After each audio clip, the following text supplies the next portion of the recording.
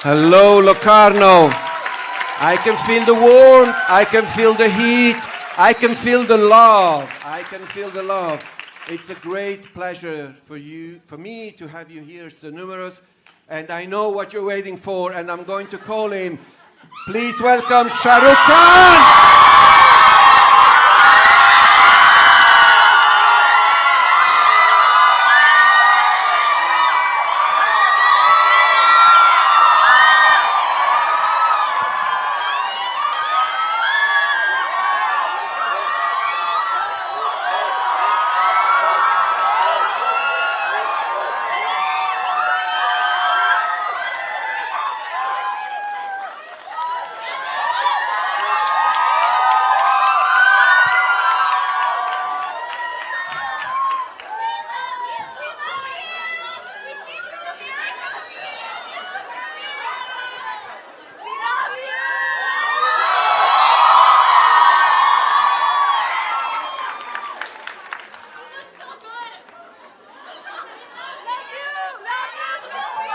Thank you, everybody.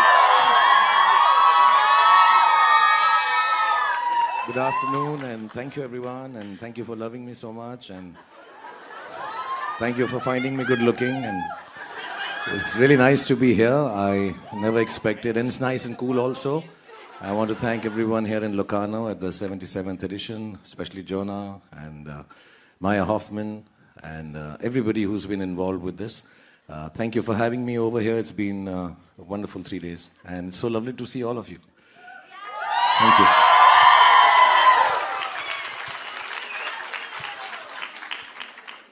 So, first of all, thank you for being here. You know how much it means to us. And as you know, this is a Q&A session. And for those that don't know you, they're not in this room, but this will be broadcasted. So those who don't know me, please leave. Google me and then come back.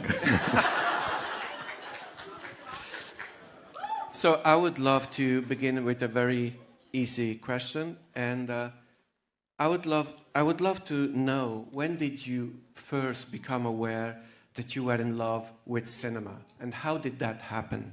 Okay, just to clarify, because this would be seen around the world, I'm assuming, I'm Sharoukhan. I'm 58 years old. I work in Indian films, and most of the films I've done are in Hindi. And I've been working in the film industry for the last 32 to 33 years. I've done a bit of television, I've done a lot of cinema. I think my filmography is about 68 full-length films, and another 20-30 in which I've done guest appearances. Guest appearances in Hindi films mean you come and work for free. But that's what I've done, and yes, I was very young. I don't think I ever thought I'd be an actor, to be honest. I was one of those kids who wanted to participate in everything that happened in school. So whether it was the 100-meter dash, whether it was drama, or little plays, or what have you in school, sticking pictures on little chart papers and having an exhibition, or making a small light up in a science exhibition. And watching a film was a big deal. I'm talking somewhere in 80s. Early 80s or mid 80s, and to go to a theater was a big deal. And my mother, she was a big movie fan. We had what is known as a video cassette recorder. To all the youngsters, there used to be an instrument where you put tape and played, and the tape used to get stuck.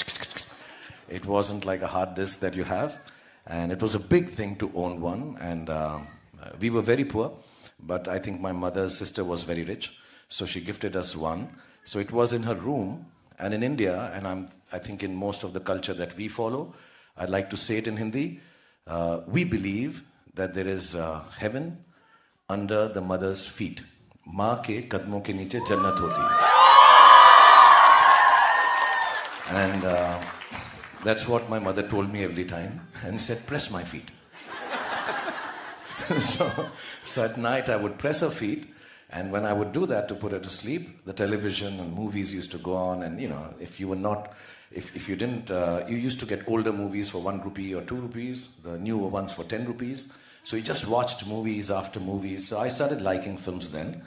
And at one time, there's an exam in Hindi in the local language. Normally, kids are poor. I was in Irish Brothers School, very Christian, very strict, very English speaking. So Hindi was not my strongest point. And then my mom said, I'll take you to a movie hall to watch a film if you get 10 on 10 in Hindi dictation. I've never said this, but I'll commit. I think one answer I copied from a friend, but I did get 10 on 10. And then my mother took me to watch a film in a theater, first time. And strangely and coincidentally, it's a film called Joshile, which was of the director with whom I did maximum number of my films later on in my life. So life is connected, Mr. Yash Chopra. It was his film, Joshile. And strangely, I'm sitting here in Locarno, Switzerland, because of him, because of that movie I saw. And then my parents died, and I wanted to just leave the city, do something. I was doing my master's in mass communication and filmmaking. I wanted to be a film director. I came to Mumbai. I thought I'll get some roles. Then I thought I'll work in front of... And television came into India, so I got little bits and pieces roles. And then one thing led to the other. I came to Mumbai for a year in 1990. And I said, I'll work for a year, earn 1 lakh rupee, buy myself a house, and then go back and become a scientist or a mass communication journalist. I haven't gone back yet. So we wish you never will. So, but you weren't always the hero. So you also played villains. So how did the switch happen? What clicked inside of you? So when I came to Mumbai, I was I thought I was very old. I was, I think, 25, 26. I started late compared to what people start in films now. I started at the age of 26. And most of the films being made that time were about college love stories. So I found it strange to be sitting on a desk in a chair and behaving I'm in college. I found it awkward. But I didn't find it awkward enough that when I became 32, I did the same thing in Kuch Kuch Hota Hai. So,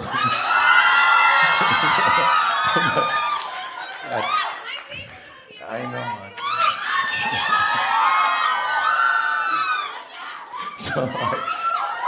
So I went to meet a director who called me, one very famous director. I won't take his name now. I mean, he wouldn't mind, I know, but I wouldn't take his name. And he said, the most attractive part of you is that you're very ugly. And, because all these heroes, they look really Swiss chocolate-like. I didn't look like Swiss chocolate. So I said, okay, if I'm ugly, I'll do bad guy roles. So I did bad guy roles, and one of the bad guy roles I did was in Switzerland. It was a film called Dar. And just for everyone who's seen it, I love you.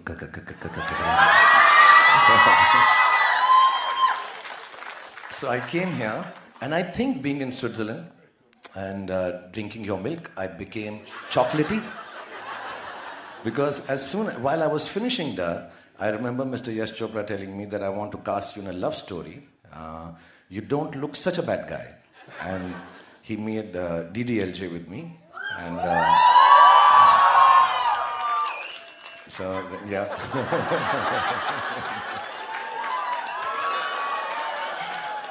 बड़े-बड़े देशों में ऐसी छोटी-छोटी बातें होती रहती है.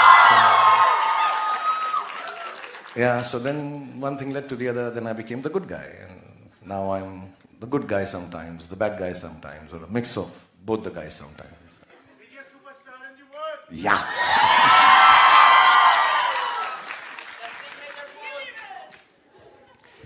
I hope this is not a too technical question, but I would really love to know, how does a film project in which you star come to life? Do you start with an idea of a script, a basic outline, what you want to do, or is it the desire to be directed by someone very specific, or a lead actress, or an antagonist, a villain you want to play with? And how does one idea lead to the other, and how does the project come together? So Jonah, it's actually very simple. It's not as complicated. When you were narrating all that, I got scared. I do so many things. It's very simple. And I'm not actually wanting to do a lot of films. I realize that I take a long time to do a film. Many a times I'll see on social media people even blaming me, oh, come on, do a film now, it's too long and everything. But I take a long time because I want to spend a lot of time with the person who's going to direct me. Why? Because you spend a year of your life with them. I really want to have fun. And when I say fun, it's not dancing and drinking.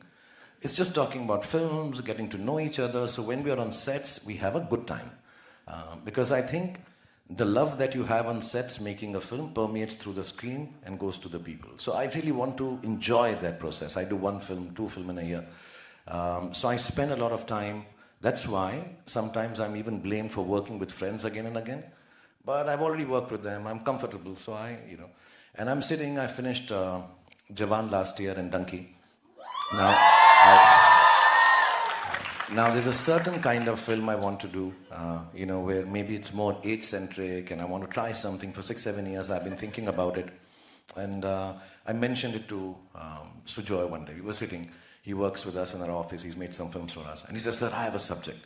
So it's as simple as that I have a desire to do a genre, a comedy or a social film or a drama or a courtroom, and I just put it out in the air. I meet a couple of people, some of them have a subject, I hear it, I spend time with them, and then we just go ahead and make the film and have lots of fun. So it's never been more straightforward than that. Like for example, when during COVID, my hair grew, there was nobody to cut them, and I was working out a lot, and one day I saw myself in all my glory in the mirror. And I looked at my body and my hair and I said, I'm Tarzan. I have to do an action film. And it was so strange. Adi, who's made DDLJ with me, called one day, and COVID was just kind of dissipating. People could meet each other in that 2 hours, 3 hours. And he dropped in and he said, I have a film. And I said, yeah. And he said, a guy is beating you and you've got long hair. I said, yeah. And then he says, who are you? And he says, I'm so-and-so. And you say, Zinda hai. He didn't say it so nicely. He said, Zinda hai. But when he said that, I told my team, I told Pooja and everybody, I said, we're doing this, we have long hair, we have the body, we'll just get up. So the film was signed only on one word. I know Siddharth for a long time, he's a friend. And I said, this is the film I'm doing, I'm cut out for it. So it's as simple as that. Long hair, and that's it. Well, in my case, long hair, quite tough. I've already done you in Jawan, actually, in the bald version. 2 of your most beloved films, Om Shanti Om and Mein Hon Na, were directed by Farah Khan. So, what is the main difference, according to your point of view, to working with a female director or a male director? What does it make it different, if at all? There is 100% some kind of a difference, not like a major difference to it being the decision-making reason or a deal-breaking reason.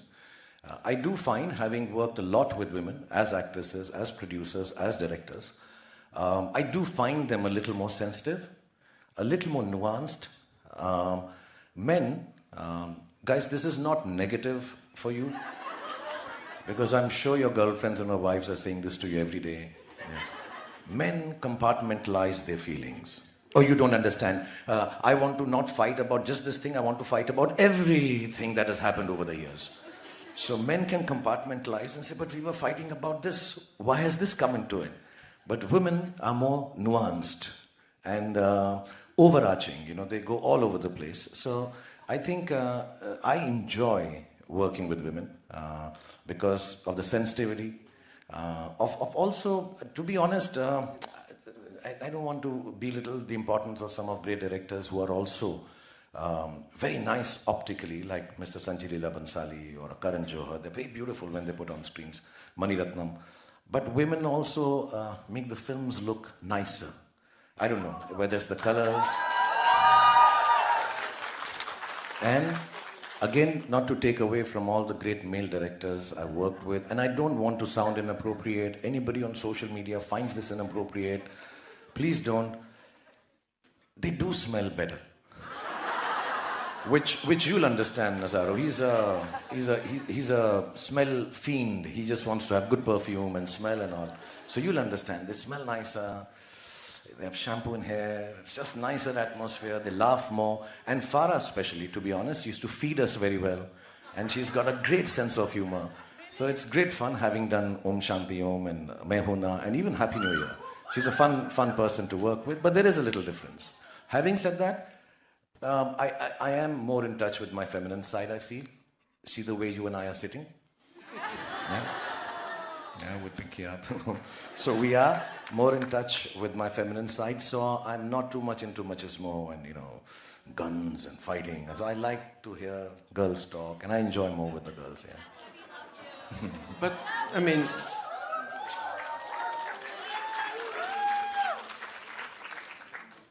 there is a very small part of your fans here, and a lot of them watching us online.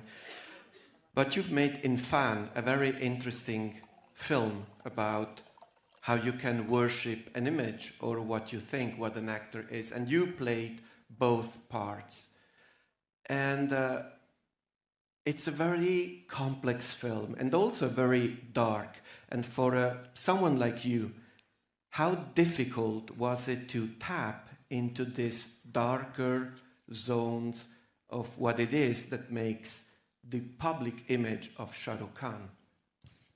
So I'll answer it in three parts. First, there are certain films, I know I'm known to do films which bring joy to a lot of people.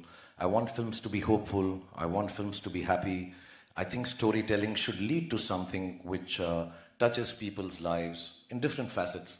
And improve is too hard a word to say, but touches people's life and makes it feel better. When people come, sit in a dark room, watch a movie, it should invoke a feeling of positivity. But then, as an actor, sometimes I want to try something which has not been done before to push the boundaries that I can do as an actor and then come back to doing the good stuff, the positive stuff. So Fan was a very personal journey, very scary journey, to take both sides. I don't think the adulation and love that I get from people would become as strong and intense as the character played. Also, what was difficult was to play an insecure superstar and let it come to life. Normally when you play a superstar in a film, it's all glory and bigness and people jumping and screaming your name. But I wanted this guy to be scared of his stardom, which is very difficult to do it because it's like exposing a part of every star there is in the world, that, there can be this insecurity. And, so it was like looking in a mirror and identifying with the image and the person itself and going ahead and playing it. So it was very schizophrenic, very strange, very awkward. And to be very honest, with Manish Sharma, who was the director, I actually started feeling like two people. So it was a very personal journey for him and for me to bring this out. That's why perhaps it's so dark.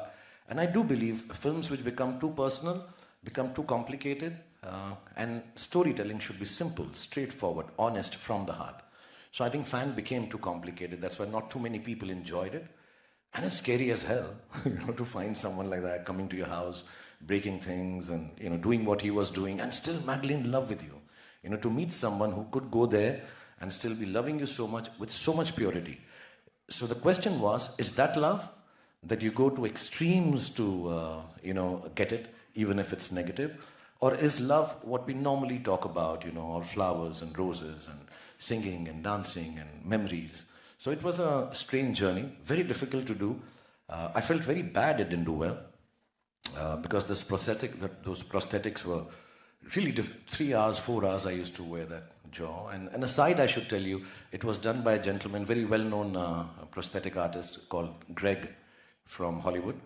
And when we were trying out different looks, we did some strange things and I looked uglier than I am. And then finally they said, okay, we found this jaw and he had done Benjamin Button. So the jaw is actually Mr. Brad Pitt's. So he got that jaw and put it onto my face and that's how we fixed that up.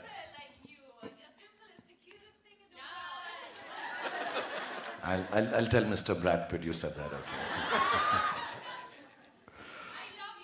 Thank you. Thank you. Should we just send Jonah away? And don't do interviews, just exchange sweet nothings of love.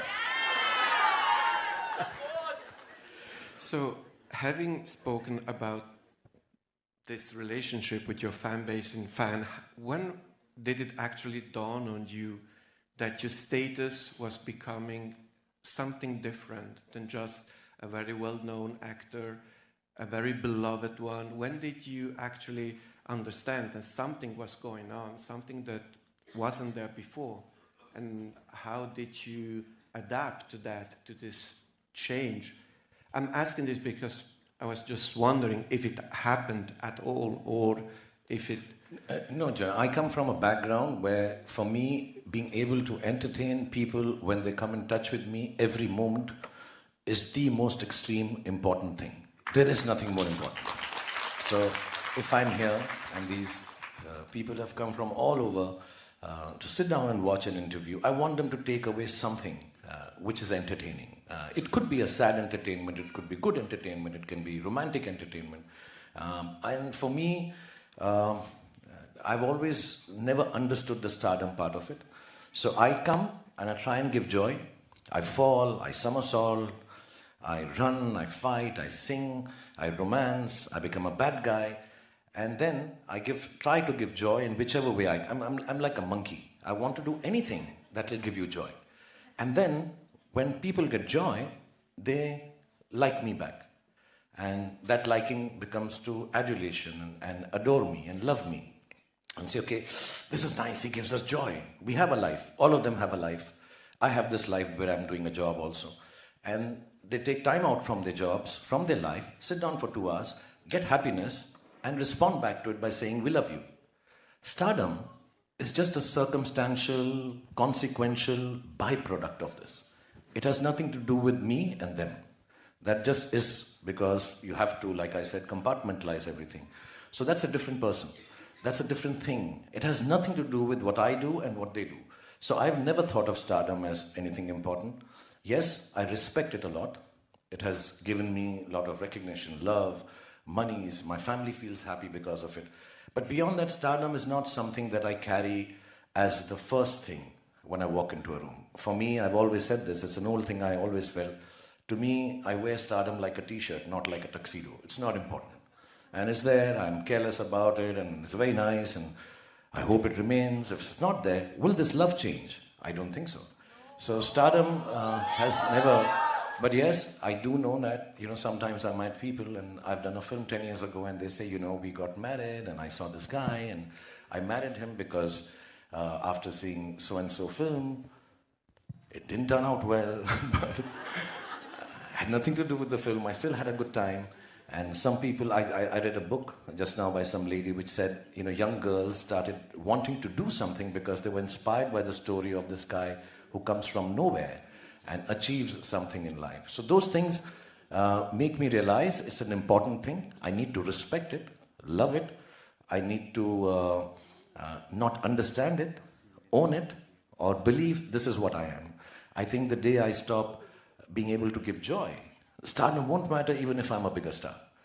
What would matter is that people are not taking back home something that I wanted to give them. So I don't know how I equate to it. I try not to be a star.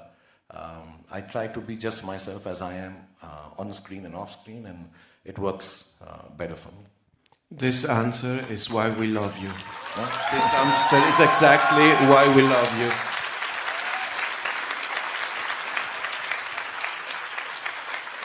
As you know, here in the Western world, in Europe, we think of Bollywood as just one thing. But there are many nuances and differences. And for instance, Jawan is a film that you made with Atlee, who is a Tamil-speaking director. And a couple of years ago, we had the Tamil film in the international competition. So I would love to help us understand how do you not relate to us what it means, all these specific regional languages and identities, and how they come all together in creating something so unique like a film like Jawan, where once again you play two roles, at least two. Actually, if you ask me honestly, for years, for me, to regionalize Indian cinema is wrong, to be honest. It's just that our country is so vast that we don't have different dialects across the nation, we have different languages across the nation. So there is Tamil, there is Telugu, there is Hindi, there is Gujarati, there is Marathi, there is Bengali, there is Odia, there's so many languages. So it's somehow, I think it's all Indian cinema. Having said that, to me, one of the greatest storytelling parts of India, if I could say it like this, is the South Indian part. They have some outstanding storytelling. Malayalam cinema, Telugu cinema, Tamil cinema. They have some of the greatest superstars of our country. And we all know it in India. It's not that. It's just that recently with some huge hits, including Jawan and RRR and Bahubali, everybody started noticing it all over. But cinematically and technically, South cinema is really, really fantastic. It was a desire after having worked with Mr. Mani Ratnam in a film, Dil Se, that I should work in a South, yes, in a South genre film, not just get a South Indian director to make a film. They have each area, every person has a different take on telling a story. South has a very specific one, larger than life, very robust, has lots of music going on, and they love the heroes to be larger than life, you know. So I really enjoyed it. I've never done a film like that. As a matter of fact, I would take my kids and say, please see, am I looking okay? Because, you know, I would just be clapping my hands and it was as if it's the greatest moment in the history of mankind. And, you know, so it's really interesting. It's very theatrical and it's lovely and it's very colorful. So we had lots of fun. Yes, language was a bit of an issue to start off with, but then we started gesticulating.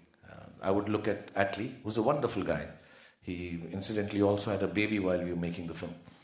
Mir, who he named after my father, which was very sweet. Yeah, and I would just look at him and go, you know, in South, when you call sir, you say garu. So I'd say garu, and he'd go mas, and that is it. So most of the time we would just go garu mas, which meant it's good and it's all right. So we made most of the film just shaking our hands and having a great time over idli, dosas, and some chili chicken. And we had some wonderful actors from the South, Mr. Vijay Sethupathi, and who else was there? This Ruben. He wasn't in the film, unfortunately. Nayantara ji. We had some lovely South Indian talent in the film. And I think, genuinely, it's one of the first fusions of Hindi and South Indian cinema, which transcended all kind of boundaries and did really, really good business and was really loved as a film across the whole nation. So, a great experience for me, Jawan was it. And speaking about other extremely talented actors, this is maybe a question that the Italian fan base will understand a bit better than, but you also work with Kabir Bedi, who in Italy is known as Sandokan. And he played a very ruthless villain. How was that? Yeah, it was, you know, when the film came out and we saw Mr. Kabir Bedi, who I now know personally. That time we just saw him as handsome hunk, and he had this long hair and an Italian Sandokan was coming. It was during the time I used to press my mother's feet and watch movies with her. And we waited, and you know, you didn't have over-the-top platforms, and so you didn't really have access. You had to wait somehow. And I remember, can we get Sandokan's VCR? We want to see it. And I saw it. And it was really heartening. I mean, genuinely, if you were to talk about crossover actors, if I'm not mistaken, I don't know before that, at least in my times, Kabir Bedi was the first crossover actor internationally, and rightly so. And coincidentally, in one of my first films that I did with Hema Malini, Dil Ashna, he was my father. So I'm the son of Sandokan. So I have my Italian connection. So it is really wonderful. We knew all about it in India. It was a big thing. And for Mr. Kabir Bedi, I think just kind of opened doors for lots of other actors to feel they could go outside the country and act. Action and dance is a big part of your film. how much are you involved in choreographing a dance scene or a musical number, and how much effort goes into choreographing an fight scene, an action scene? Consider that especially in your last movies there are so many elements, trains, helicopter, fighter planes and other guns and so on. So how do you work on that? So yes, action is difficult. You have to practice it, you have to learn it. Yes, you have doubles doing some of the most dangerous stunts. I have some wonderful guys, a gentleman called Devil for Pathan and Jawan, and some other boys. But 80% of it you have to finally do it yourself if you want to sell it truthfully. Otherwise it doesn't look right. So you get hurt, you have to choreograph it. The next film that I'm doing, King, I have to start working on it, lose some weight, stretch a little, so my groin doesn't get caught while I'm doing action. It's very painful. It's very hurtful. I have 2 bagfuls of icing machines, so you keep doing it. And it's the worst thing to see me on sets after action. I look really cool in the film. After that, I'm tied up. Somebody's pressing my back. It's all when you can't walk, you have to go like this, and then suddenly you see people, you stand up and go, mwah, mwah. It's really like that. Dancing is an art form that I'm still trying to master. When I come from theatre, I used to do a lot of theatre when I was young for 8-9 years in Delhi, and that's very, seriously done. Theatre is very serious business. So suddenly having to come sing and dance and just do some strange steps was awkward for me, to tell you. And I had lots of issues with the choreographers because they would just tell me, I don't know, you may not understand this, but I was doing a film and the line in the song was like, Rab ne bana diya. Rab means God, and so not in Rab ne bana di jodi, it was an older film. And Rab ne kar diya. So I thought, during the song you'll say Rab because you'll point to God. But this gentleman made me do a step which was this. So I'm saying, why? He says, Rab na, he has to rub and all. I said, no, that rub. So I was doing a step which was like, rub. And so, no, and I got so disturbed. I'm like, no, I'm not going to do this kind of dancing. Till actually, Saroj Khan and Farah Khan came into my life. They were very sweet ladies. I hold them responsible because they realized that either they realized that I had a different interpretation of dance, or they realized I can't dance to save my life. And they had to make do with me, so they allowed me to do all this. They said, okay, you be easy. But on a serious note, when you have dancing in a film, it does take away from character. Because you don't dance like someone, you dance like yourself. It's very difficult to dance in character. Maybe 1 or 2 films like I was playing Rab ne bana di jodi where I'm a bad dancer and also you play, but it's very difficult. So for an actor like me, essentially it was very difficult to accept it. But slowly over the years with most of the choreographers now, they're very kindly to me. They don't expect me to do lock and pop. They don't expect me to gyrate too hard. They're okay, zinda, banda, or chaya, chaya. So it's a difficult thing. Even now, whenever I get to know that I have to go and shoot for a song in a film, I am awake all night. It's very difficult. It's very difficult, yeah. Still speaking about your films, in Ra 1, where you play this digital tech wizard, there are a lot of Jackie Chan jokes, references. So I want to know, why is that? And did you get to meet the man, or was it just a kind of inside joke in the film because of what happens later, all the action and so on? No, I have to say this. If I was to count my favorite actors of all time, Mr. Michael J. Fox, Mr. Al Pacino, De Niro, I think Mr. Jackie Chan will be right up there. I love Jackie Chan. I think he's very funny. I think he's physically amazing. I think he enacts things very well. And he still continues to inspire me. And I had, when my first son was born, Aryan, I really felt he looked like Jackie Chan. When kids are born, they look little like lizard. And they're like that. He's like Jackie Chan, he looked very Jackie Chanish to me. And then I trained him in Taekwondo, assuming he will grow up to be Jackie Chan. And I really wanted him to be Jackie Chan, I'm telling you honestly. I remember a friend of mine met him somewhere, then he signed a cap for Mr. Jackie Chan, signed it for Aryan. And then many years later, I think 3-4 years ago, I had the privilege of meeting him in Saudi Arabia. And he was as wonderful, as sweet as I'd expected him to be. And so it wasn't an in-joke, it is something I really love Mr. Jackie Chan, and it's been my privilege and pleasure to have met him. And if he ever sees this interview, he should know he had promised he'll open a Chinese restaurant with me in partnership, and he hasn't done so. So, Jackie Chan, Sansai, please now, the restaurant. Some of our more recent films, they have also a lot of digital technology. And I wanted to know how digital technology changed, from your point of view, the process of a filmmaking. Well, I think it's very important, especially with youngsters now having telephones. You'll understand it, because the newer generation is not going to be technologically bereft like maybe the older one is. We have to learn. We still have to figure out how to use the remote control. But the younger guys know stuff, and when they know stuff, they want to see stuff.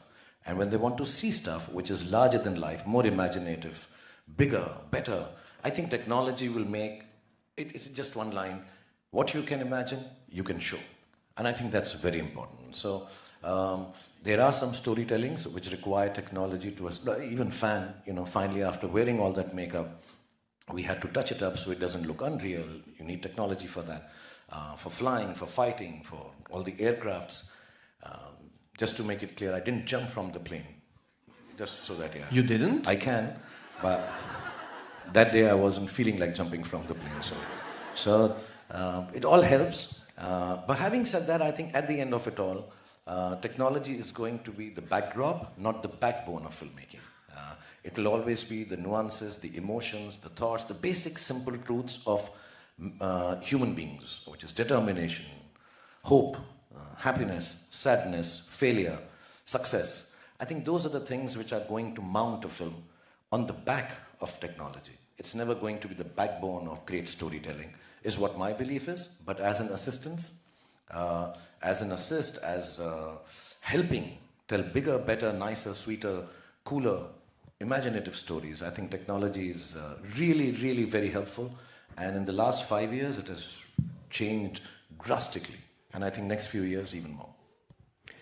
Among your filmography for this, to celebrate your presence in Locarno, we picked Devdas. And it is a film that I saw many years in a festival, and I loved it.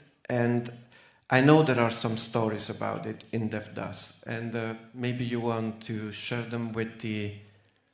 It's a very special film. Like, again, it keeps going back. This whole interview has become about my mother. It keeps going back there because when I was, again, back pressing feet, which I've done a lot, So. Okay, so one mantra if you get for success is keep pressing your mother's feet. So I was pressing, and Devdas was a movie she loved watching. My dad also used to talk about it. It's one of the biggest, greatest classic films with Mr. Dilip Kumar, and even before that with Mr. Sehgal, Uttam Kumar down in Bengal. It's been remade in the country, and it's about a guy who's an alcoholic, doesn't commit to a girl, goes away. And, at that time, I could not find any essence in it at my age. Many years later, when Mr. Sanjay Leela Bhansali, who I think is one of the most talented filmmakers of our times, he came down and he said, I want you to do Devdas. So I said, no, he's a loser. He's an alcoholic. I'm too cool to be Devdas and all that. So it kind of petered out. And then before leaving, he just said one thing, which still sticks with me. And it's a great experience making Devdas, Mr. Bhansali. He said, I'll not make this film if not with you, because your eyes are like Devdas. So I said, okay. He says, I would not cast anyone. And for a year he didn't, and then we met again, and I said, okay, if you can't find eyes like mine, then okay, I'll do the film. And I was, again, privileged to work with Aishwarya Rai and Madhuri Dixit in the same film. Mr. Jackie Shroff. It was one of the most wonderful experiences of my life. To play that character, I don't like to play characters which demean women, I'll be honest. I didn't want him to be liked for the reason in the film that he, sort of disses a woman and doesn't commit to her. I wanted him to come across as a person who's a bit of a spineless person. It's not somebody you should look up to. Yes, the enactment might be nice. I think Bhansali made the film really beautifully. You get taken in by the drama, and inshallah everybody will enjoy it when they see it. And of course Madhuri Dixit and Aishwarya Rai and Jackie Shroff. And it was really nice and beautiful dialogues. But I still don't want people to... I don't think anybody wants to be Devdas. I don't think anybody says, okay, I'm going to tomorrow just get drunk and fall down screaming at my dad. It's enjoyable, but it's not a character that you take back home and a mother tells, baby, grow up to be like Devdas. So I'm happy it didn't happen like that. It's not a negative character. I just didn't want a character who has commitments or issues with women to become popular in a different sense. So I think I achieved that under the tutelage and guidance of Bhansali. And also it was really nice because I wanted to do it because my mom and all loved it. So I believe in heaven if she is seeing movies. Today she will see Devdas in Locarno and she'll be very happy. And I need to tell, I want to thank Mr. Bhansali if he sees this interview because he takes really long to shoot films because he's very artistic and detailed. And all I did many nights was, I used to drink for the role, otherwise I don't drink. And so I would have alcohol there, and then one night Ma'am Madhuri Dixit would be dancing, one night Ma'am Aishwarya Rai would be dancing, and I'd be just drinking there with Mr. Jackie Shroff. And at the end of the day, they'd say, oh, a lot of hard work, God bless you, you did very good too. So half of the film was like that. So for me, the most pleasurable experience, then releasing it at the festivals, and it's right here, you've chosen it, so it's a good choice. Thank you.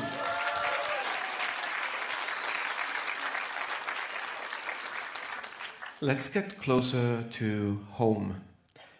One of your heroes, you said so yourself, is our hero, Roger Federer, and you shot DDLJ in Switzerland. So, what is the specific ties that you have to Switzerland? See, I joke about it, but to be honest, when I was growing up in Delhi, I come from a very lower middle class house. And to come to Switzerland is a dream, at that time in 80s. Oh my God, we'll go to Switzerland. We just heard the name. Like we back home in India, it's Kashmir, and everybody loves Kashmir. So internationally, it was Switzerland. Oh, to be in Switzerland, And then I did a film, and I'm down here, and I was we shot, I think, near Interlaken and Stad, and we go there, and we just found this greenery and snow, which I'd never seen in my life, and cows, and with bells. Ting, tung, tung, tung, tung, tung, tung, tung, tung. It was so pretty and so beautiful, and unfortunately the girls had to dance in chiffon saris. I could wear the jacket. It was really cold, unlike Locarno, which is very hot. But so it was really fantastic. It changed my career. I did all the romantic films. I shot them here with Mr. Yash Chopra. So for me, it's a strange connection. I'm now the Swiss chocolate boy. And I think it's a full circle for me. So when you asked me, and Nazaro and the whole team has been very, very humble about and thanking me for coming here. But I want to thank you because for me it's like a full circle to have gone from Switzerland and get the highest award in Switzerland from the Locarno Film Festival.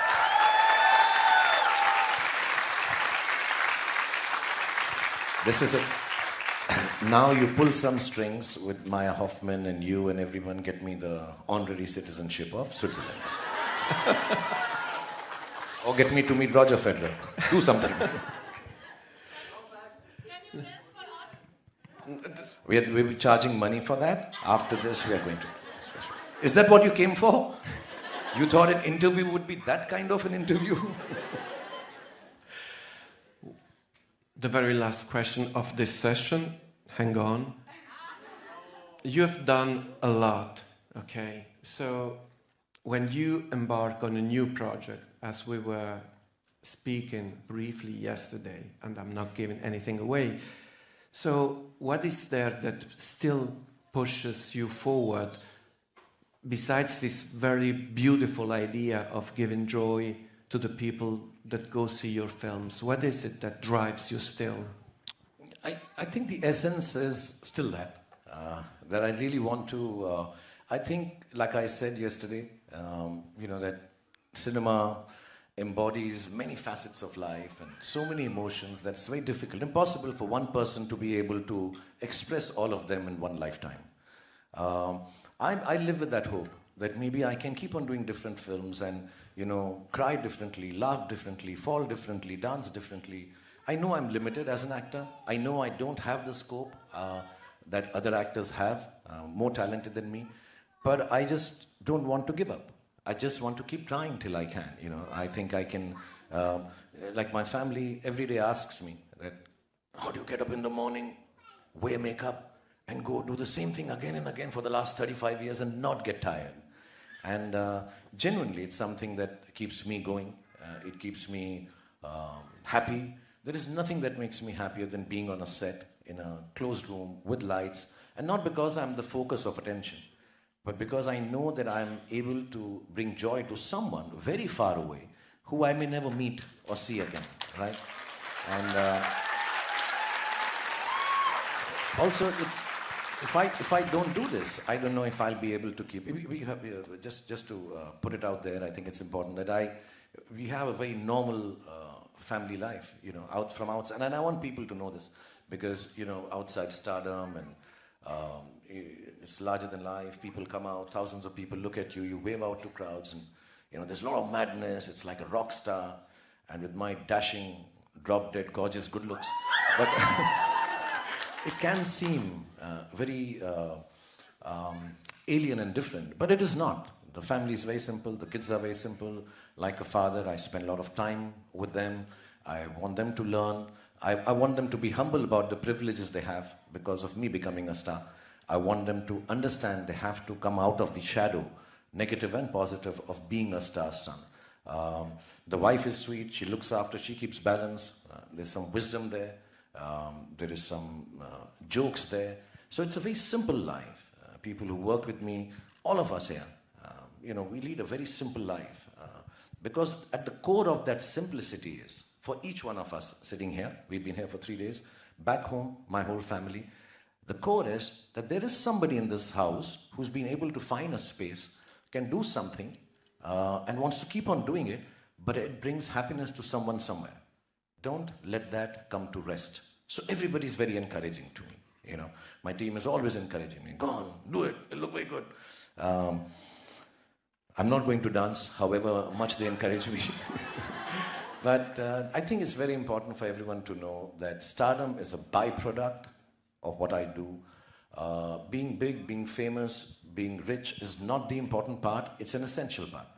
Doing well in your job, earning money, looking after your family is most important. But more important than that is whatever job you're doing, because we spend more time doing that than anything else, 8, 10, 12 hours a day, whatever our job is.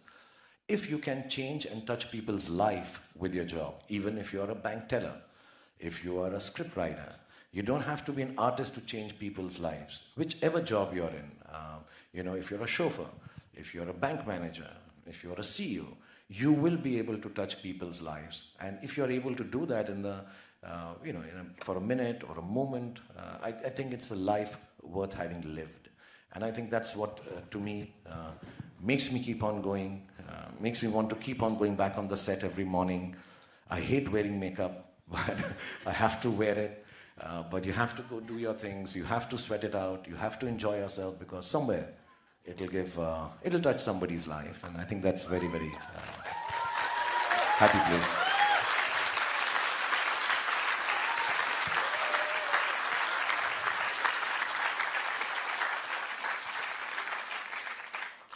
I have actually a ton of questions for Shahrukh, but I'll keep them aside. No, wait. We have to do this properly. There is a few moments left. We will have a couple of questions from the floor, strictly cinema related. We're here to talk about cinema and films. And my films only. And no, put your hands down, please. Put your hands down. This is not fair. Put your hand down, please. So, the first one. Here.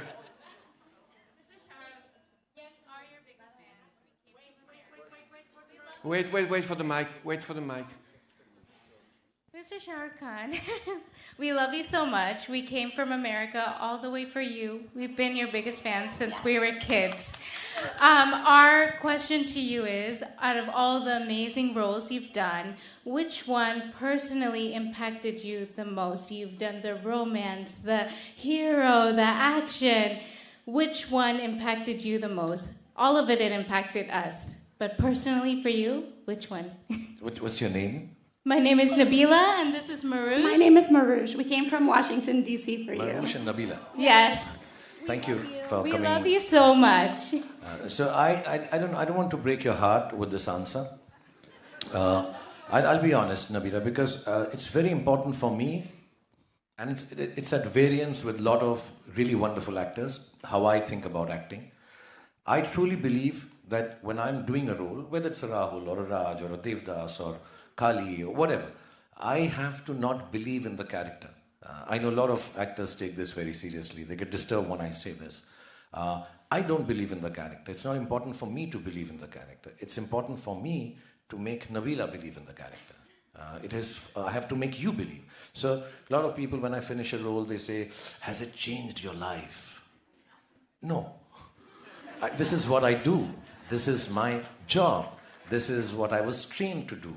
This is an iota of talent that God has given me to do. And it's not changing my life. You know, it's like asking a tennis player, so that match, did it change you as a person? Of course it was very difficult. Of course I put in my best in it. Of course I wanted to win. But no, it's not made me a different person. You know, it's not, oh, I've come back and now I'm a different kind of person because I won that match or lost that match. No. So I don't change. I only do roles, I'll be again very honest, which I feel that I feel for. I just don't do it. I try not to make it a hero type. I try to bring in some nuances of people that I've met, interacted with, and try to put it into, like actually Dar was a person I knew very well, who was a genius in my school. And he was very awkward and shy because he had a stammer. And I wanted to, you know, and he must be somewhere very successful scientist right now, I'm sure. But he was so awkward, and I wanted that awkwardness to come in the character of Dar, so I used the stammer a bit.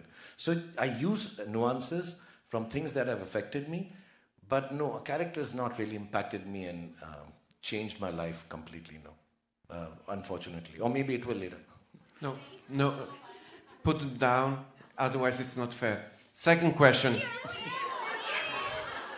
You are so fast. You're all together. Here, there. Hi. They'll give you a mic, wait. Yeah.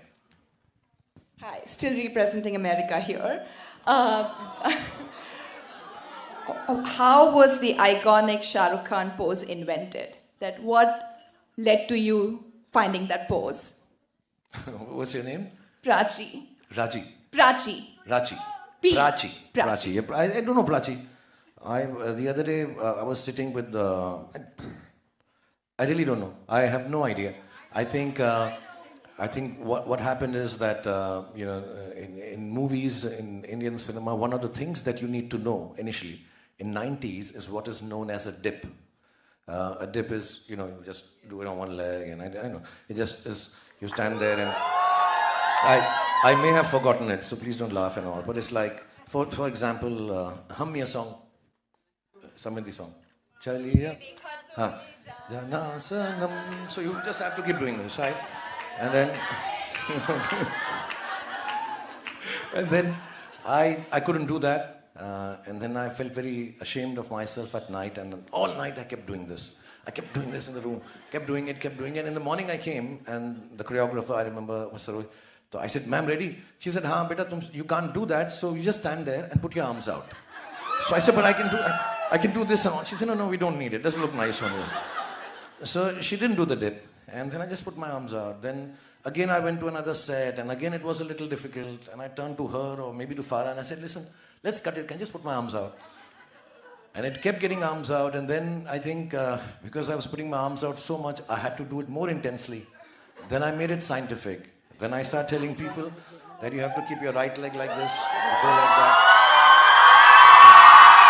So it's, I'm only fooling you all. It's nothing, it's just arms out. But this is the last question. Let me see someone. This lady there. Yeah, you. No, the other one. Sorry. Yeah, you. Let's be fair also to the people in the back. Hi, I'm so stunned.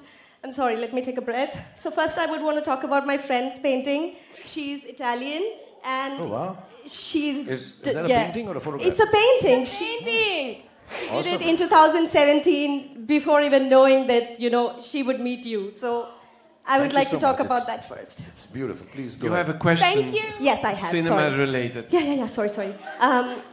So my question is that it's actually yesterday that I felt that this must be a regular day for you, right? I mean, love, fans, you've done it all. Like I cannot think of a role that you may have not done. So as a person who has achieved this much success, what role excites you? Like, do you feel content or is there still hunger and you feel like, I want to do this kind of role? That's my question. You. What's your name? My name is Aishwarya. And my name is Francesca. Thank you so much for both of you being here. But I do believe that, again, this is a little at variance with how people talk when, gurus talk and they say you should be calm and you should be collected and you should meditate and accept life as it is and have peace and contentment. I think contentment is overrated. I think you need to be dissatisfied. You need to always be questioning yourself. Does not mean you go and become anxious, but you need to always be dissatisfied as a creative person. So I don't get satisfied ever. I don't think I've achieved anything. I don't think that there is, it's over and done with and I'm successful. I think it's all irrelevant. What is relevant is, can I do something new tomorrow again? I keep asking myself, when was the last time you did something for the first time? And I keep wanting to answer that, oh, that was just day before yesterday, or that was just now, A lot of times, I've not been asked, but I'll still answer this. That many a times people say you should do more meaningful cinema. It should stand for something. I think my cinema stands for everything, for somebody. Because it should have a little bit of happiness. It should have a gamut of colors. It should have everything for someone to take away in a given audience like this. I don't want my cinema to be a statement. I want it to be a testament of life in its beauty, good and bad. So sometimes it's a testament about right things, sometimes it's about corruption, sometimes about bad things, sometimes about love. But it need not just be a statement and we think it's a purpose. All these things confine you, compartmentalize you. I like to keep it open and believe that what I've done today is the first day I'm doing it. What I've done yesterday is over and done with. When my movie gets over, I take a 2-hour bath. After that, I don't think about the success or the failure. I'm on to the next one.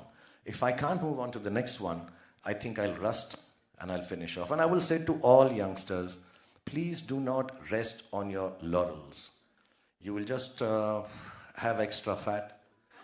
And I don't mean to be speaking about it physically or body shaming anyone. I just mean in terms of emotional fat. I mean in terms of becoming obsolete. I think in terms of just rusting. So you have to keep on thinking that is this, especially if you're an artist or anything else actually. Just be dissatisfied, get up, do something new. Don't worry that, I have been successful. I don't even take holidays. So it's very important to continue doing something new. So hopefully by next year when my film finishes, we'll meet again somewhere, inshallah. And you'll say, oh yeah, that was new. Yeah. Give my love to your mom. Thank you so much, Shahrukh. Just a second. May I ask you something? May all cool girls and cool boys raise their hand and say,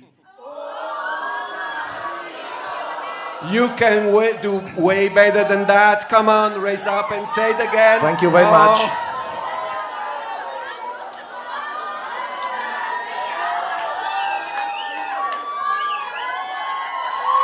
Thank you, everybody. Thank you so much. Thank you.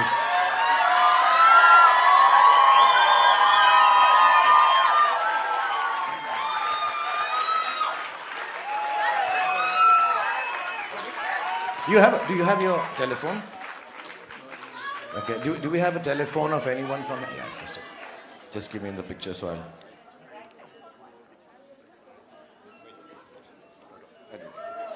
Because, I don't know, I'd love to stand here and do individual pictures with all of you. But I'll try and do some pictures. This is Jonas Brunswick, Council General in India from the Swiss Embassy. I'm doing it on his phone, and it is Jonas' responsibility to give it to all of you, okay? So I'm going to keep on doing it in sections. So I'll start this side first.